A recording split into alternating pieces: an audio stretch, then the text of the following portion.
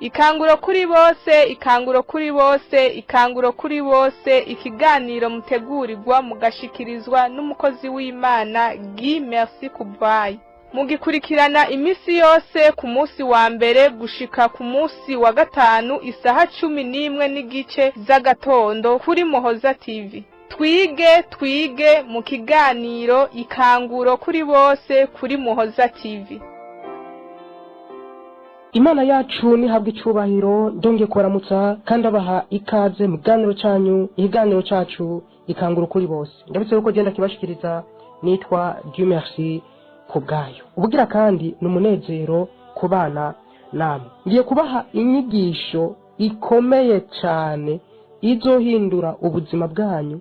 Inyigisho tugiye kumarako akanya katari gato, ni inyigisho nipfuza yuko muzosangiza abandi, kuko ni inyigisho ikenewe kandi kuvyo maze kubona irabuze cyane mw'ishengero rya Kristo. Kandi kubera iyo nyigisho itagira tangwa cyangwa usanga n'ubundi abashobora kuyitanga bataboneka kuko nabo batayihawe, bitera ikibazo n'uruvange n'ibintu biriya byinshi bitandukanye mbere bitari byiza mw'ishengero rya Kristo. Inyigisho ivuga ngo gusobanura Bibiliya. Nibe bintu twogenderako kugira ngo dusobanure Bibiliya. Inyigisho nari narayibasezeraniye. Rero ije mu gihe cyayo kandi ije guhindura ubuzima bwayo. Bene data, abantu benshi Bibiliya barayivugisha ibyitavuga kubera batigishijwe ingene basobanura Bibiliya.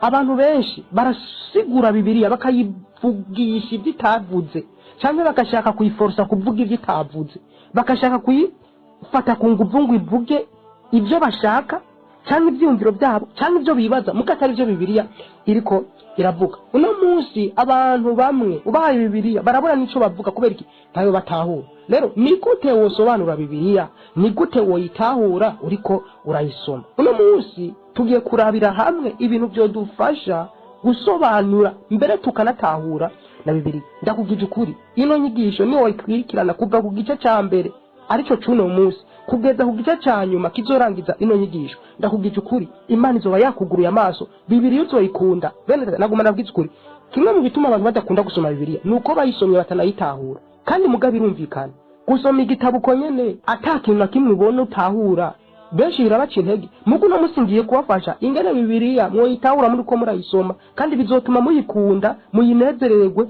Hari ibintu byinshi muzotahura kuko ikindi kintu abantu bavuga ngo Bibiliya irivuguruza, ngo kubera iki none ngaha Bibiliya yavuze iki, aha naho ukajusanga ivuze iki, bakompara cyangwa bageranye mu majambo abiri bagasanga pe naho ubisonye ukabona yuko umenga Bibiliya yivuguruje. Mugiri ikintu nashaka kubabwira nzokizako, Bibiliya ntiyivuguruza. Igihe uzosoma ijambo ugasanga umenga ariko ririvuguruzanya n'irindi, uzumenye yuko ari ugutahura kwawe guke, kuko iyi Bibiliya nta confusion ituzanira. Ijambo ry'Imana nta confusion ririmo. Ijambo ry'Imana ntirituzanira ugucanganikirwa. Ijambo ry'Imana nukuri. Ijambo ry'Imana ntigivuguruza.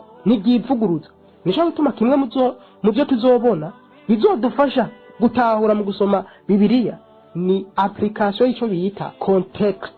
Mwana majambo kumenya urubuga cyangwa kumenya ngo iri jambo somye ryavuzwe gari, ryabwiwe bande, kubera iki barivuze, igihe barivuga hari biki, hari gari. Ibyo byose niyo twamara kubitahura uzoje usanga Bibiliya itivuguruza, ahubwo ari uko abantu badatahura kino kintu ndababwiye yuko iyo uriko urasoma Bibiliya ari byiza kumenya ngo iri jambo ryanditswe gari, ryabwiwe bande, ryavuzwe kubera iki, byavuzwe mu gihe iki, kuko nk'ubu tuzobona hari byavuzwe mu byo n'isezerano rya kera navyo turaza kubona mu kanya. Mugabo mu isezerano rishasha udashobora kuvuga, mugo wabivuze ari mu isezerano rya kera we yavuze ukuri, mugabo wowe nk'ubu bivuze mu isezerano rishasha ubuvuze ibinyoma.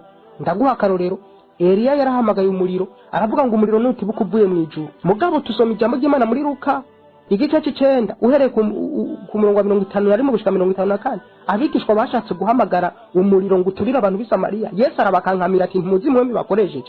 None kubera iki bari bashize mu ngiro ijambo Eliya yagize, mugabo Yesu akababuza. Ivyo byose tuzobibona impamvu mu isezerano rya kera. Tuzobona Mose abwira abantu ngo ibyinyo kurindi, ijisho kurindi, mugabo tuzobona Yesu avuga ngo ariko jeho ndababwiye. Kubera ivyo byose rero ubisomye ucobaza Bibiliya irivuguruza, kubera iki biyavyemeye ngaha ntivyemeye, kubera iki Yesu biyabihinduye. Ivyo byose tuzobibona. Niyo tuma nababwiye nti iyo uriko urasoma ijambo ugomba kubanza kumenya ngo iri jambo somye ryavuzwe ryari, ryavuzwe mu gihe kihe, uwarivuze ninde, kubera iki yarivuze. Ibyo byose tugomba kuzogira gute, ugomba kubimenya. Utabimenye uzogira gute, uzosanga uri kuvugisha Bibiliya ibyita ariko iravuga. Ndabaha ubundi burorero, raba muri Zaburi tubona Dawidi asenga, kandi Dawidi yari umuntu Imana ikunda, yari umuntu yizewe n'Imana, yari umuntu ashingirwa intahe n'Imana. Mugabo Dawidi tubona muri Zaburi amasengesho yiwe menshi yuzuye mw'inziko, yuzuye mw'ishavu.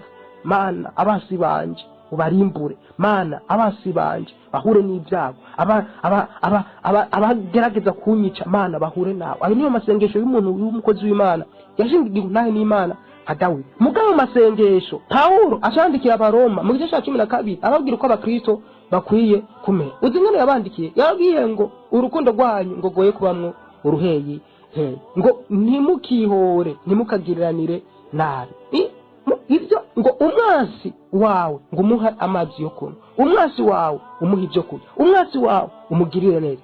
Ibyo binyuranye n'ibyo Dawidi yipfuriza abansi biwe. Mu gihe Dawidi w'abansi biwe yabasengera bapfe, mugabo wowe ng'umwana, wowe nk'umwana w'Imana. Pawulo yandikiye Abaroma ababwira ngo mweho ndababwira mube agahora, mweho ndababwira abansi banyu mubagirire neza. None Bibiliya irivuguruza. Kubera iki Dawidi yari yemerewe gusenga ry'amasengesho, mugu no munsi wowe utayemerewe? Ni kubera iki? Ibyo byose rero ni byiza ko tumenya impamvu. Nisho tumino nyigisho irakomeye cyane. Kandi karorero turabona muri Yakobo ijambo ry'Imana rivuga ngo isoko ntirishobora kuvamwo amazi asosa n'ayarura. Yakobo nyene akaca rushizaho kuvuga ngo usonye muri Yakobo igice cya mbere, Yakobo yaravuze ikintu gikomeye ngo Imana ntihinduka, ngo kandi muri yo nta n'agatutu ko guhinduka harimo. Mugabo tukaje tubona hehe, tubona mwitanguriro bice guva mu gice cya 4 kuduga no kubandanya, tukabona ngo Imana iravuma, ngo Imana iramwica. Mugabo kandi ijambo ry'Imana tubwira ngo Imana ntihinduka. None ko Imana hamwe atubwira ngo iragorotse, yuzuye urukundo, kandi tukaba tuzi ko urukundo rutica, kandi tukaba tuzi ko umwiza n'umuco bidashobora kubana. None iyo Mana hamwe ivuma ahandi gahezagira, kandi Yakobo avuga ngo isoko nishobora kuvamwo amazi asusa n'ayarura. None ko iyo Mana umenga umwanya umwe iravuma undi mwanya gahezagira. Ibyo byose tuzobibona kubera iki hamwe tubona umenga Imana iriko iravuma. Mbe by'ukuri ni Imana yariko iravuma? Ku ijambo ry'Imana tubwira ngo ntihinduka, muri yo nta gatutu ko guhinduka. None yoba yarahindutse ikagenda irahindagurika. Bamwe baranakunda kubivuga ngo Imana mw'isezerano rya kera yari ikaze, yari yuzuye ishavu, ngo ariko Imana mw'isezerano rya kera iratekereje, yuzuye urukundo. Iyo Mana iragoye bene data, kuko urumva irahindagurika, hamwe irakara ahandi ntikara. Iyo Mana rero bica bituma bamwe batayizera, batanayitahura, kuko ntuza kumenya umwanya mwiza gushavura n'undi mwanya iza kuba inezero. None by'ukuri Imana yarahindutse kubera ko muri Bibiliya tubona ayo majambo bene ayo umenga aravuguruzanya. Ibyo byose nico gituma ndiko ndababwira nti yo mpamvu bikenewe yuko twigishwa ingene dusigura Bibiliya. Iyi Bibiliya ndakubwije ukuri, niyo watera gusoma uko utarose izinyigisho ngira ndaguhe cyangwa utazigishijwe n'ahandi, bizokugora gutahura, uzocanganikirwa, usange biragize gute, usange birakugoye. Rero bene data, imbere yuko ntangura kino kintu, mbega by'ukuri ni ubugombe bw'Imana yuko dufata umwanya tukabigisha ingene basobanura Bibiliya? Inyishu ni ego. Muti gute? Nzoyibandanya ku munsi w'ejo, ariko reka mbaze ndabereke iki jambo ry'Imana rivuga muri Matayo igice cya 28. Muri Matayo igice cya 28 ijambo ry'Imana ritubwira ikintu gikomeye. Ijambo ry'Imana ku murongo wa 18 rivuga ngo nuko nimugende, ahandiko mpere ku murongo wa 19, nuko nimugende muhindura amahanga yose abigishwa. Umurongo wa 20, mubigishe. Imana irashigikira kwigishwa, yuko abantu bigishwa, yuko tubigisha. Imana n'ubugombe bwayo. Mbere ushima kino kintu ari ubugombe bw'Imana bwuzuye yuko abantu biga, nubwo no munsi mu mashengero menshi batacigisha. Kandi ni kibazo gikomeye cyane, ni kibazo gikomeye cyane kubona abantu batigishwa. Raba mu byakozwe n'intumwa igice ni cya 2. Igice cya 2 givuga gute? Umurongo wa 42, abantu ba mbere bakigishwa. Aha turi mu ntango y'ishengero y'igitangura, bashishikara cyane ibyo intumwa zigisha. Barashishikara cyane ibyo intumwa zigisha, bashishikara cyane ibyo intumwa zabigisha, barashishikara. Bisigura ngo intumwa zaragira gute zabigisha? Kubera ko intumwa zigisha ni kubera kimwe mu byo Yesu yari yarabasabye ko ari kugenda ngo nimwigishe.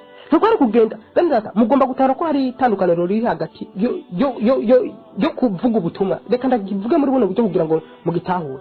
Iyo turiko turavuga prédication na enseignement ni ibintu bitandukanye. Iyo turiko turavuga prédication na enseignement ni ibintu bitandukanye. Ubundi bwo predication ni nko kwanosa, ni nko kuvuga. Mugabo kwansenya cyangwa kwigisha urinjira muri detail, ukinjira muri detail mbere hakaboneka n'umwanya w'ibibazo, nico gituma tuzobibana muri Luka. Iki kintu cyo kwigishwa camyeho na Yesu yaricara bakamwigisha akabaza n'ibibazo mbere bagatangara ati ubwo bwenge abukura he. Si nivyo gusa, usomye ijambo ry'Imana muri mu Banyefeso igice ni ca 4 umurongo wa 11 havuga ngo kandi yahaye bamwe kuba intumwa, abandi kuba ababwishwa nawe, abandi kuvuga ubutumwa bwiza, abandi kuba bungere n'abigisha. Mu mabango Imana yatanze yarashizemo na ministere ya enseignement yo kwigisha. Iki ni ikintu gikomeye cyane, kubera ko abantu bagomba kwiga. Bamaze kwiga kugira ngo abera babone gutungana, baheze bakora igikorwa cyo kugabura iby'Imana bubaka umubiri wa Kristo. Imana yatanze ry'amabango kugira ngo abera batunganywe bigishwe. Imana nishimwe cyane. Rero bene data, ku munsi w'ejo nzobanza nkomeze ubugira kandi kubereka igituma ari ngombwa ko twiga. Nico gituma ino nyigisho ugomba kuyumviriza, uzoyisubiremo uyisangize n'abandi wongere wige. Ukene kuvuga n'umukozi w'Imana turondere kuri 66 amajana 320 amajana 966. Imana ibahezagire, tuzobandanya ku munsi w'ejo. Ikanguro kuri bose, ikanguro kuri bose, ikanguro kuri bose, ikiganiro mutegurirwa mugashikirizwa n'umukozi w'Imana Guy Merci Kubayi. Mugikurikirana imisi yose ku munsi wa mbere gushika ku munsi wa gatanu isaha 11 n'igice z'agatondo kuri Muhoza TV. Twige mu kiganiro ikanguro kuri bose kuri Muhoza TV.